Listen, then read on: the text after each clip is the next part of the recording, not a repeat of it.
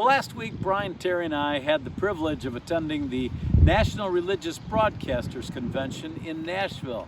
We met a lot of interesting people, and I want to talk to you about one in particular in your morning cup of inspiration. It was Thursday night, and Terry had to leave Thursday afternoon, so Brian and I decided after we were done with our work that we'd go downtown and eat a little barbecue and listen to some music. You know, you're in Nashville, why not?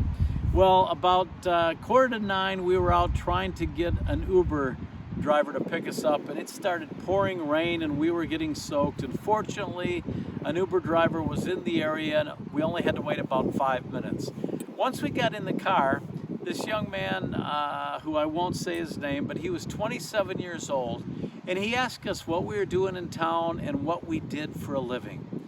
And we were able to share with him the whole history of fearless faith and how we felt that God had called us in our later years to serve Him and to work full-time for Him. And we just wanted to share His love and the fact that He's coming soon with everyone and to encourage people in their faith. Well, this young man was just fascinated. He kept asking us so many questions.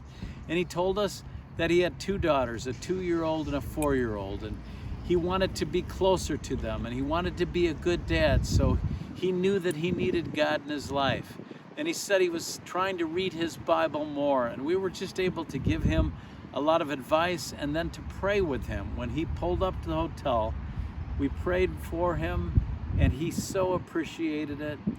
And I know that that conversation, which was maybe 15 to 20 minutes long, had an impact on his life. And I want you to pray for him. Pray for the young Uber driver that Brian and Dan met in Nashville. He really wants to be close to God. And I know that the Lord is going to come close to him.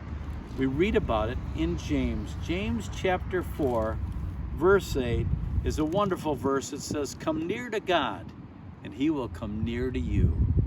Wash your hands, you sinners, and purify your hearts, you double-minded." So God wants us to come to Him.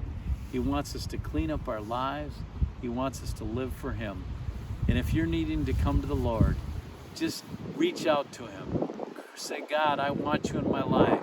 Jesus, I know you died for my sins. I want you to forgive me of my sins. Come into my heart.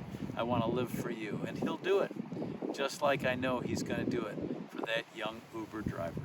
I hope that encourages you, and I'll talk to you next time in your morning cup of inspiration.